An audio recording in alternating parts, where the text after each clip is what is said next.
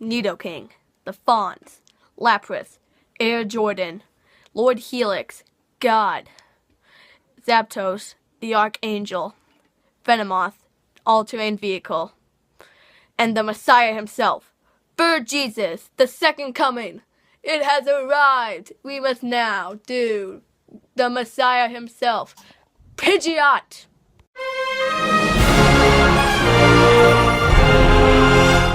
Hey, how's it going once again, my brothers and sisters? Welcome back to another Pokemon battle strategy. As you were able to see from earlier this video, we are going to be tackling Bird Jesus himself, Pigeot. I told you this week was going to be Twitch themed because Twitch Plays Pokemon has started once again for its 1-year anniversary on the previous Thursday, and they are replaying Pokemon Red. So, in honor of Bird Jesus himself, let's all hope for the second coming by talking about him in this battle strategy video. Normally I would talk about basic bios and other stuff like that Pokemon would have in these battle strategy videos, but this week's going to be different. I'm going to talk about the original Twitch Plays Pokemon Red, where Pigeot became such a big deal and would be nowhere if it wasn't for that. So I'll go with some of the most important characters and many special events. As you know, we have Bird Jesus himself, Pigeot, who I basically know anything about. I barely watched the stream whatsoever, but he is basically the Messiah of Twitch Plays Pokemon. And then there was, of course, Lord Helix himself, the unthrowable Helix fossil that we got in Mount Moon. We resorted to this for many things, but all it said, it's not time to use that. Until the time came in Sandbar Island where we were finally able to revive the fossil of Lord Helix and get him to join our party. It took a long time to get him to level up to an almost star, but it was all worth it in the end. And then the Archangel or Angel, Zapdos.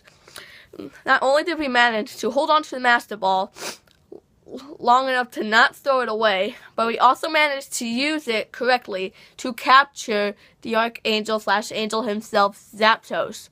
This was known as Bloody Sunday because after Zapdos was caught, the drooling task of getting him in the party was unbelievable, making us releasing almost our entire Safari Zone catch, and Ducks the Farfetch'd have been released. So 11 Pokemon released on the day that Zapdos was caught, known as the Bloody Sunday. And then, when the time comes where we got the HM for Surf, we had no Pokemon to use it, and we have yet to get the Lapras from Saffron City Team Rocket headquarters. We actually had an Eevee in our party and a Water Stone. The Water Stone, unfortunately, was yet to be used, and unfortunately, we were able to use a Fire Stone correctly to evolve this Eevee into a Flareon. After that, trying to put it back in the PC box, our loving Charmeleon, Abby, and the Rattata known as Dickrat were released, unfortunately, and Flareon was known as the False Prophet. When Flareon was managed to be put into PC, Drowsy was also put into PC, being known as the Keeper, to make sure Flareon will never come out again. Flareon later eventually was released, and Drowsy managed to rejoin our party, but not long enough to come back and end the game for us. So what is the deal? 2 Pokemon released when Flareon came in. He's known as the False Prophet. 11 Pokemon were released when Zapdos came into party. He was named better than Jesus himself. What's going on here?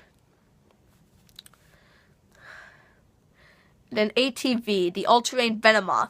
The only big important part that this thing had when it came to the storyline, he was like level 37 or whatnot, and when it came to the battle against Lance, it was stuck with ATV the Venomoth versus Lance's Dragonite. Now, some weird game thing was going on where the Dragonite went for super effective moves that would have been super effective on all-terrain Venomoth, but those only moves were non-damaging psychic type moves. So once Poison Powder was activated, the battle was basically done. ATV was later then known as the Dragon Slayer, just because he beat Lance's unstoppable Dragonite at level 37. And then of course there are a bunch of other Pokemon that have special reasons within the game. I'm not really going to be talking about that. Twitch Plays Pokemon has gone through many games. It's gone through Pokemon Red, Pokemon Crystal, I believe, then a Gen 3 game, a Gen 4 game, a Gen 5 game, and Gen 6. And now it's starting to adventure all over again with some sort of modded version of Pokemon Red. It's basically almost randomized, kind of. And if my leadings is going to be correct, I think that there's a chance that our rival Blue might have the false prophet, which has started being an Eevee. But I'm not sure. I've barely seen any Twitch Plays Pokemon. I've seen like the beginning of it for a half hour, then little tidbits now and then to see what's going on right now. They have yet to get the 3rd badge. On the day this video will be released. I can't believe they're able to get it the first time. They just got it. They just got to Intended Surge right away. But they have yet to even catch a Pigeot, or Pigeot. So we have no idea what's going to become of the second coming of Bird Jesus himself. We can all hope for this to come, but so far, people of the world have yet to agree to this.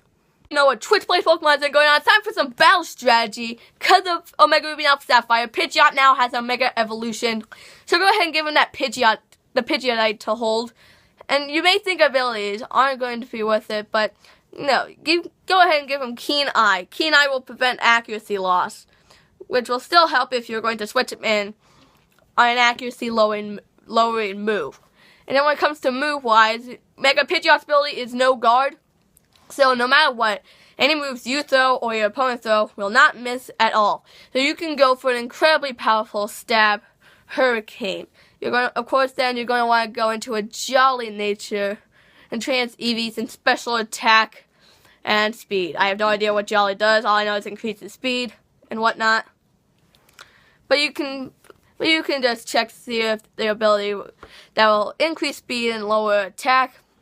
And then besides Hurricane, you're going to want to go Heat Wave for nice type coverage. Then Roost to get back some health every now and then. And that last slot for a normal type stab, here's a tricky one. Go Uproar. It may lock you into that move for 3 turns, but it's still incredibly powerful. And it will go past any of those pesky substitutes, which many Pokemon are virtually nothing without. But you know what? There's more than one way to run a Pigeot, so here are a few more options you can go ahead and try out.